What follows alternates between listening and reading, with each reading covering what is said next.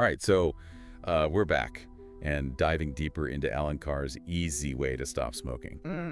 This time we're taking on Chapter 5. Okay. Why do we carry on smoking? Right. Carr really starts this one off strong, saying, do you have a feeling of doom and gloom? Forget it. I've achieved some marvelous things in my life. By far the greatest was to escape from the slavery of nicotine addiction. Wow. Pretty powerful, right? Absolutely. Yeah. I think he really sets the tone immediately, you know? Yeah, Acknowledging the struggle, but emphasizing the possibility of freedom. exactly. And it connects back so well with everything we've explored so far. Right. Remember how we talked about the sneaky nature of nicotine addiction in the previous chapters?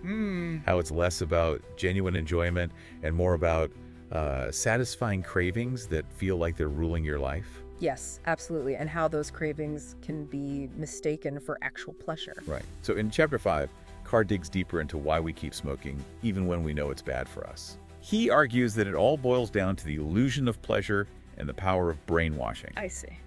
So he challenges the common belief that smokers continue for enjoyment or relaxation. Okay. Instead, he says we're just trying to relieve those nagging withdrawal pangs. Interesting. It's like we're chasing a feeling of normalcy, not actual pleasure. Right. Carr says, and I'm going to quote him directly here, the smoker is not actually enjoying smoking. He is merely suffering the relief of his withdrawal pangs. Ooh, that's good. That's a crucial distinction, right? Yes, definitely. Because if we believe we're actually enjoying smoking, it makes it so much harder to quit. Right, because who wants to give up something they actually enjoy? Exactly. But if we can recognize that it's just our addiction talking, Yeah. that those cravings are just temporary illusions, then we can start to break free. It makes sense. Carr also dismantles the idea that smoking is just a habit. Okay. He's adamant that it's a full-blown drug addiction, even if society tries to downplay it. He says, and again, I'm quoting directly here, if you think you are one of the few people for whom it is just a habit, try stopping for just one day. Ooh, that's a good point. He really emphasizes that understanding smoking as an addiction, not just a habit, is key to understanding why quitting is so hard. I see. It's not just about breaking a routine. Right. It's about overcoming a powerful chemical dependency. Yeah. And this is where the concept of brainwashing comes in. Okay. Carr argues that we've been bombarded with messages, both subtle and overt, that link smoking with desirable qualities, Like what? like relaxation, confidence, social acceptance. Oh, yeah, definitely. It's like that analogy he uses, believing the world is flat because everyone around you says so.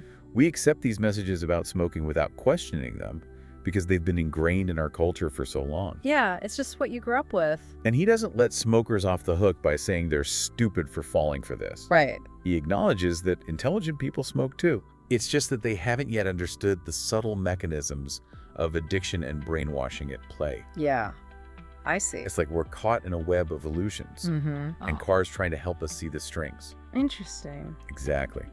And one of the most powerful tools he uses to illustrate this is the concept of the little monster. Oh, yeah, the little monster. It's such a vivid image, isn't it? It really is. Yeah. Carr says, and I'm quoting directly here, picture a little green monster with a red-hot needle. Every time it plunges that needle into you, it makes you feel bad. Eventually, you'll learn that if you light a cigarette, the monster will remove the needle. Wow. That's essentially what nicotine addiction is. Okay. This constant need to appease the monster by feeling it nicotine. Okay. And we mistake that relief from the needle as pleasure when really it's just the absence of pain. Right. It's a powerful way to visualize the cycle of addiction, isn't it? It really is. Yeah. It helps us understand why we keep going back for more, even when we know it's hurting us. Yeah, it does. And it also helps us to understand why so many smokers struggle with stress. Okay.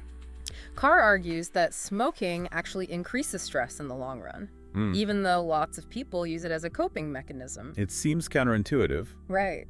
but it makes sense when you really think about it. Exactly. Nicotine is a stimulant, not a relaxant, so it actually puts your body under more stress. So it's like this vicious cycle. Yeah. We smoke to relieve stress, but then the smoking itself causes more stress, Right. leading to more smoking and so on. Exactly. It's all tied back to that little monster, right? Yeah. Creating this artificial need, this constant tension that only nicotine can relieve.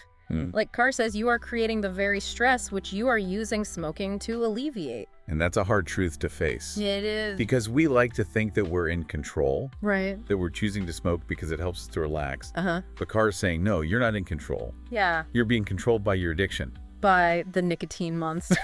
It's a tough pill to swallow, It is. but it's essential for breaking free. Right. Because once we realize that, Yeah. once we see that we're not actually benefiting from smoking, Mm-hmm. then we can start to challenge those deeply ingrained beliefs and habits. It's about seeing it for what it really is. And that's where Carr's method really starts to click. Yeah.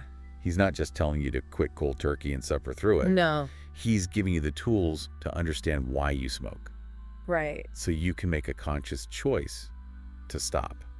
It's about empowerment. Yeah, exactly. He's empowering you with knowledge, helping you to see through the illusions of pleasure and control that the addiction creates. Exactly. And it's not just about the physical addiction either. Right. It's about the mental and emotional attachments that we form to smoking. Carr talks about how we romanticize smoking, Yeah. how we associate it with certain times or places or feelings. We make it part of our lives. Yeah, we build up all these rituals and associations around smoking, making it seem like a bigger part of our lives than it really is. Exactly like that after-dinner cigarette. Yeah. Or that first cigarette with your morning coffee. We tell ourselves it's part of our routine, part of who we are. But is it really? Yeah. Is it really enhancing your life, or is it just another way for the little monster to keep its grip? He's asking us to question everything we thought we knew about smoking Everything. and to really examine the cost-benefit analysis. Yeah. He asks us to consider not just the immediate benefits of smoking, Right. but the long-term consequences as well. Of We course. talked about the financial cost, obviously, but also the cost to our health, our relationships, our overall well-being. Exactly. Like, he presents this thought experiment. Would you accept a lifetime supply of free cigarettes Wow. in exchange for a large sum of money? Mm. It really makes you think, right? It does, because when you frame it like that, suddenly the trade-off doesn't seem so appealing. Right. And that's the point that Carr's trying to make. Mm. Smoking is not a worthwhile investment. No matter how you look at it. It's a losing game. Uh-huh. And the longer you play, the more you lose. So we've talked about the problem, Right. the illusion, the addiction, the cost. Yeah. But how do we actually break free? Mm. How do we escape from the clutches of this little monster? That's the big Well, question. that's what the rest of the book is all about. Yeah. And we'll dive into those strategies in the next part of our deep dive. Okay. But the foundation, as we've seen in this chapter, is understanding. Understanding how nicotine addiction works, Right. how it tricks us, how it keeps us trapped in a cycle of illusion and dependence. Yeah. Once we have that understanding, we can start to make different choices. It's about awareness. Exactly, awareness, empowerment, and a willingness to break free from the mental and physical chains of smoking. Okay, so we've really unpacked the reasons why we keep smoking, even when we know it's harmful. Right. Now, the big question is, how do we actually quit? How do we break free from this little monster's grip? Well, that's where Carr's approach really shines, you know? He provides a clear path. Okay. A method that's not about white-knuckling it or relying on willpower. It's about shifting your perspective. It's like he's giving you a new pair of glasses Right. to see smoking in a completely different light. Exactly, and that new perspective is crucial. Yeah. Carr argues that once you truly understand the nature of nicotine addiction and how it manipulates you, the desire to smoke simply vanishes. So it's not about fighting the cravings. Right. It's about dissolving them altogether. Precisely, he helps you recognize that quitting isn't about deprivation. Okay. It's about liberation. That's a powerful way to frame it. Yeah. Instead of feeling like you're giving something up, you're gaining freedom. Right. Carr emphasizes that there's nothing to give up. There's no genuine pleasure in smoking. There you go. Only the temporary relief of withdrawal symptoms. And once you see that, Yeah. you realize you're not losing anything worthwhile by quitting. Exactly. In fact, you're gaining so much. Like what? You're getting control of your life, your health, your finances. Yeah. You're free from the constant demands of the little monster. One thing that really struck me was Carr's insistence on not romanticizing smoking. Like no looking back with nostalgia. Right. No special occasion cigarettes. Yeah. Why is that so important? Because romanticizing smoking keeps you mentally attached. I see. It reinforces the illusion that smoking holds some kind of value in your life. It's like holding onto a worn-out security blanket. Exactly. It might have brought you comfort once, Yeah. but now it's just holding you back. Carr wants you to see smoking for what it is, Mhm. a dirty, expensive, and ultimately destructive habit. Yeah. He says, and I'm quoting directly here, "Stop kidding yourself. You are a drug addict, and the drug you are addicted to is nicotine." It's harsh. It is. But it's true. But it's about facing reality. And once you do that, the grip smoking has over you starts to weaken. So understanding is the foundation. Right. And then what? Yeah. How do we actually deal with those initial cravings and navigate the quitting process? Well, Carr offers a lot of practical advice in the book. Yeah. He talks about identifying your triggers, Okay. avoiding situations that make you want to smoke, and finding healthy ways to cope with stress.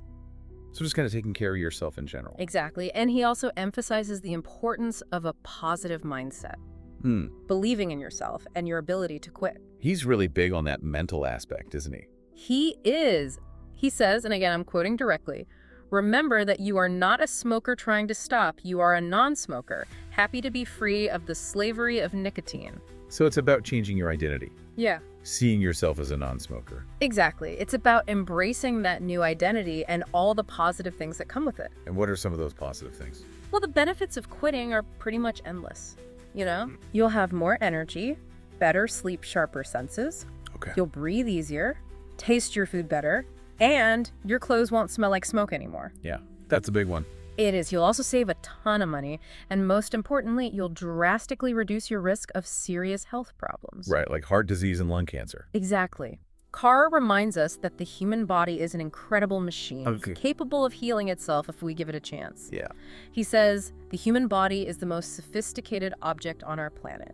No species, even the lowest amoeba or worm, can survive without knowing the difference between food and poison. It's amazing to think that our bodies are constantly working to repair the damage we inflict through smoking. It really is. And quitting allows those natural healing processes to take over, Yeah. restoring your health and vitality. So this deep dive has really given us a lot to think about. It has. We've explored the reasons why we smoke, Right. the illusions that keep us hooked, and the powerful benefits of quitting. Yeah. Yeah. What do you think is the one key takeaway you want our listeners to walk away with? That's a good question. I think the most important message is this. You have the power to quit. It's not easy, but it's absolutely possible. Yeah. And once you break free, you'll realize that it was the best decision you ever made. It's about reclaiming your freedom, your health, and your life. Exactly. Yeah. And Allen Carr's Easy Way to Stop Smoking gives you the tools and understanding you need to do just that. It's a really great resource. It is. So if you're ready to kick the habit for good, I highly recommend checking it out. And remember, you're not alone in this journey. Definitely not. Millions of people have quit successfully, Right. and you can too. Don't hesitate to reach out for support if you need it. Yeah, there are tons of resources available to help you every step of the way. Exactly. We hope this deep dive has given you the knowledge and the motivation to embark on your own journey to a smoke-free life. We do. And here's something to ponder as you go. If we can break free from something as powerful as nicotine addiction, what else are we capable of achieving?